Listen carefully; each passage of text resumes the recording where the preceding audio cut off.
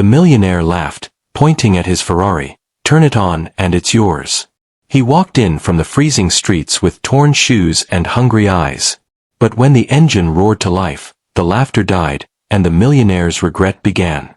Before we dive in, hit that subscribe button and ring the bell. Also tell us where you're watching from. Let's continue. When he said you don't belong here, the words cut through the showroom like a whip. Laughter followed, sharp and merciless, bouncing off the glass walls and polished floors. Beneath chandeliers, men in tuxedos and women in gowns turned their heads as if a foul smell had entered the room.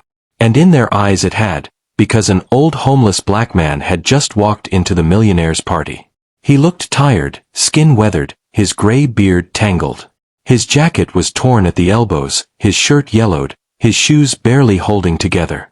He clutched a small cloth bag in one hand, pressed against his chest like it was his only possession. "Security must be sleeping," one man in a bow tie muttered, his friends chuckling. A young woman in a glittering red dress whispered behind her hand, "Why don't they throw him out already? He'll dirty the floors. Look at him holding that rag like it's gold." Another man snickered. "Maybe he came to sell it to buy bread." The old man lowered his gaze, shoulders bent, but he didn't leave. He had wandered in when the music and lights pulled him from the cold street outside. For one brief second he just wanted to see warmth, people, maybe feel human again. But instead he found himself surrounded by laughter. Then came the voice that silenced the room, confident, mocking. Wait, don't throw him out yet." Everyone turned to the young man in the black tuxedo, the millionaire host. His hair was slick, his smile dazzling, his confidence unshakable. He was known in the city, not just for his wealth, but for how much he enjoyed flaunting it. And right behind him, in the center of the showroom, gleamed his pride, a red Ferrari polished to perfection, reflecting the lights like a jewel. The millionaire stepped forward, pointing straight at the old man. "Ladies and gentlemen, I think we've just found tonight's entertainment." The crowd laughed. Some clapped, waiting for the show. The old man stood frozen, his hand gripping the bag tighter, his lips pressed shut. "Tell me," the millionaire sneered, "how did you even walk in here? Did you follow the smell of food?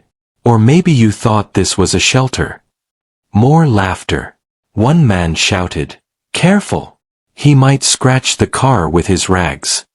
Another chimed in, "Don't let him too close, he'll leave stains on the Ferrari." The old man's eyes flickered for a second toward the red machine, not in hunger, not in envy, but with something different, something no one else noticed. But the millionaire caught that glance. "Oh, you like the car, don't you?" His voice grew louder, playful and cruel. "Do you even know what it is? Do you know the name of this beauty?" The old man said nothing. Silence wasn't strength here, it was weakness, and they took it as such. "Of course he doesn't," the millionaire continued, circling him like a predator. "He probably thinks it's just another taxi. Poor man's never even sat in one." The crowd burst into hysterics. A woman in blue fanned herself, smirking. "This is too cruel." But she didn't look away. None of them did. They were hooked on the humiliation. The old man clenched his jaw. His pride was buried beneath years of hunger, rejection, and cold nights on the streets. He had been ignored, overlooked, spat on, but rarely put on display like this. Yet he still stood there, not fleeing, not begging. The millionaire leaned closer, eyes sparkling with mischief. "Tell me, old man, how much do you think this car costs?" The old man whispered something too low to hear. "What was that?" The millionaire barked. "Speak louder. You're in my house now. Don't mumble like a beggar." The old man raised his eyes slightly, voice rough but steady. "More than I'll ever touch." "Correct," the millionaire announced, theatrically clapping his hands. "More than you'll ever touch. And yet, here you are, standing inches away from it. Isn't that funny?" The crowd roared again. A man imitated the old man's hunched walk, making the women giggle. Another pulled out his phone, recording. The humiliation was thick, suffocating. But still the old man didn't turn his back. Something in him, perhaps broken pride, perhaps sheer stubbornness, kept him rooted. And that was when the millionaire, drunk on attention, went further. He raised his hands, pointing first at the Ferrari, then at the old man. His grin widened, his voice echoing under the chandelier. "If you can turn this car on, I'll give it to you." He tightened his grip on the cloth bag, his lips pressed together. He didn't smile. He didn't laugh. He simply stared at the car, while everyone else waited to see him fail. The showroom still echoed with laughter. Crystal glasses clinked, heels tapped across marble, and yet all eyes stayed fixed on the old black man standing before the red Ferrari. The millionaire's voice sliced through the noise. "Well, don't you stand there? You want the car? Turn it on, or are you too scared?" The crowd cheered, egging it on. The old man didn't answer. He looked at the Ferrari, then at the millionaire, his face unreadable. His silence made the young host restless. Finally, with a theatrical flourish, the millionaire reached into his jacket pocket and pulled out the sleek black key fob. He dangled it in the air like bait. "Here, let's make this fair." His smile dripped arrogance. "I'll even give you the key. But remember, this isn't a rusted truck. You need to know what you're doing. Otherwise, you'll embarrass yourself." Even more gasps. Then more laughter. They were certain the old man would fumble, maybe not even know where to start. Some whispered bets. "He won't even find the button. He'll stall the engine. He'll choke." The old man stepped forward, his hand trembling slightly, not from fear, but from the weight of the moment. He accepted the key fob carefully, almost reverently, then walked to the driver's side. "Careful, old man," someone mocked. "That seat costs more than your life." "Hope he doesn't faint when the engine growls," another chuckled. The old man ignored them. He opened the door and lowered himself into the leather seat. For a second, he closed his eyes, inhaling deeply. The smell of new leather, the hum of perfection. He knew this world once, long ago. He placed the key fob down, adjusted the seat instinctively, checked the clutch, pressed his foot to the brake. The motions weren't guesses. They were habits, buried deep in muscle memory. The crowd began to murmur.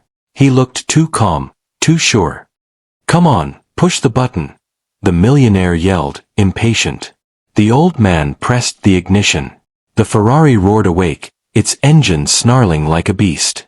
The sound filled the showroom, rattling glass and silencing every whisper. The women in gowns froze, wide-eyed.